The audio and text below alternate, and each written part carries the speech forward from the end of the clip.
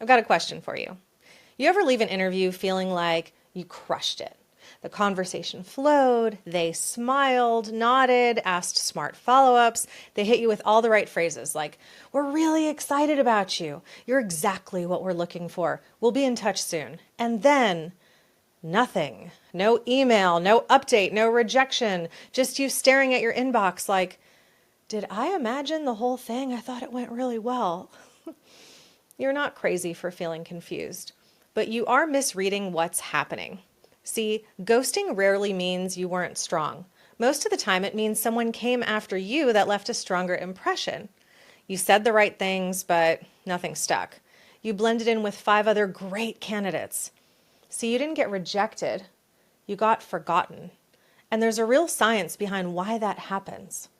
What's actually going on when they ghost you? Well, let's take it straight to the brain, because that's what's driving this. See, hiring managers aren't walking around thinking about you. Sorry, but it's true. They're running from meeting to meeting, reviewing resumes, chasing deadlines, they're answering Slacks. They're not sitting with a clean slate. They're operating on mental shortcuts, asking themselves things like, well, who stood out? And who felt like a fit? Who solved the problem I'm thinking about? And the human brain, it's not designed to carry that kind of mental load. Cognitive science tells us we can only hold 3 to 4 things in short-term memory at a time. Remember, we're human beings, we're not machines. And once that shelf fills up, everything else gets fuzzy, unless it's emotionally charged, narratively structured, or deeply meaningful. So even if you nailed the interview, if you didn't give their brain something to hold on to, you probably faded within 24 hours. It's not personal, it's cognitive overload. They wanted to remember you, but unless you planted a flag in their brain, they didn't. And it gets worse because human memory starts to decay after just a few days. So if they delay their decision and you haven't reinforced your impression, you're gone. So what do you do instead? You don't cross your fingers and wait. You get strategic, because this isn't about being impressive. It's about understanding how memory, emotion, and decision-making actually work, and doing what most people won't. So let's walk through the 5 things that will make sure you don't get forgotten after the interview, so you immediately start turning more interviews into offers. Number 1, tell a story that actually lands. This is the number 1 thing that creates emotional memory. Why? Because your brain is hardwired for stories. That's how we've transferred knowledge for thousands of years. We all remember where we were during that call. We all remember how it felt when a project blew up and we had to fix it by morning. Facts get skimmed. Stories get stored. But here's what most people say in an interview. Yeah, we had some churn, so I worked with the team to fix onboarding. We ended up reducing churn by about 20%. Sounds fine, right? Even kind of rehearsed. Except it doesn't land. See, there's no setup, no tension. There's no emotion. It's not a story. It's a bullet point. And bullet points don't get remembered. Now listen to how that same story sounds when you tell it the right way. We were bleeding clients. Gosh, I remember pulling the churn report. 38%, almost 4 out of 10 customers were walking out the door. Our Slack channels were full of panic. One of my best reps even asked if they should start looking for a new job. So I pulled usage data from 3 different platforms. I found the exact point where engagement was dropping, and I rebuilt the onboarding flow from scratch. Then I convinced our VP to jump on calls with every red flag account. In 60 days, churn dropped by 21%. We saved over $800,000 in revenue and even turned 2 accounts into referral clients. That lands. Why? Because it follows the emotional sequence. Setup, tension, action, payoff. That's how you create memory. It's called the narrative advantage. Emotion plus detail activates more brain regions than facts alone. In fact, studies show stories are up to 22 times more memorable than isolated data. Now, number 2, ask identity-based questions. At the end, most people wrap with something like, "Thanks again, what are the next steps?" And that's fine, but it's forgettable. Instead, say something like, "Is there anything in my background that gave you pause?" If someone was crushing it at this role 60 days in, what would that look like?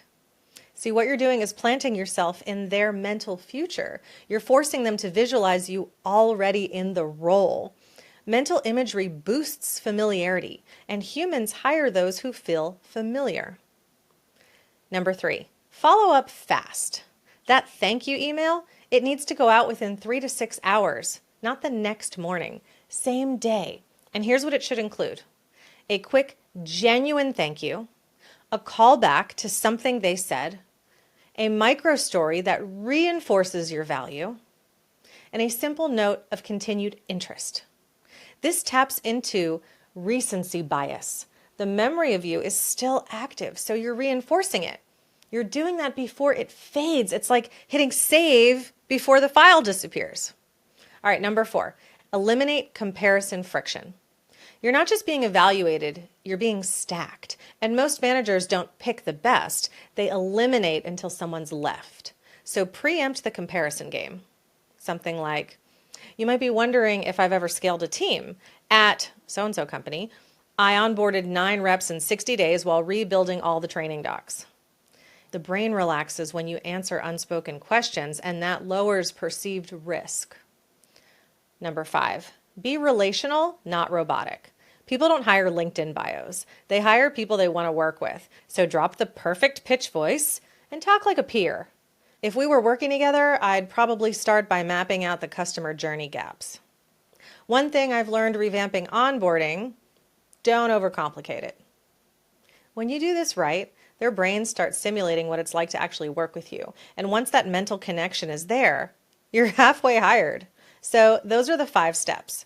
Now let's talk about follow-up, because this is where most people completely drop the ball.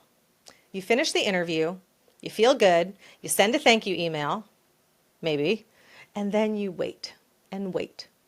That silence you're sitting in, that's where your chances go to die, because staying top of mind isn't passive, it's engineered. Here's the cadence I want you to follow. Same day, you send that thank you email we talked about. Then day 3, you lightly check in, not with desperation. Just, hey, wanted to see if there's anything else I can send over that would be helpful. It keeps the thread open, keeps you active in their mind. Day 7, now you add value. You send an article, a resource, or a simple idea related to the role or something you discussed. This is what makes you feel like a colleague, not a candidate. Day 14, you stay visible. You reach back out and say, I'm still really excited about the opportunity, just wanted to check in and see if there's any movement or feedback on your side. That reminds them you're still here without being annoying. And day 21, if you still haven't heard back, you nudge confidently. I'm wrapping up conversations with a few other teams this week, but I wanted to circle back here first. I really enjoyed our conversation, and I'd love to stay in touch if it's still a fit. This is called spaced repetition, a proven strategy in memory science.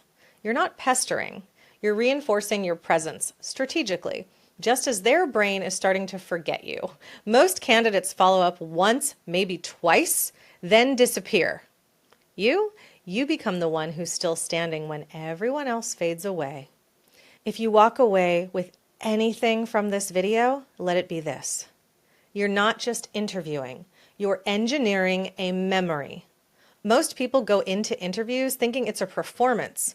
Answer questions, smile, hope for the best. But the truth?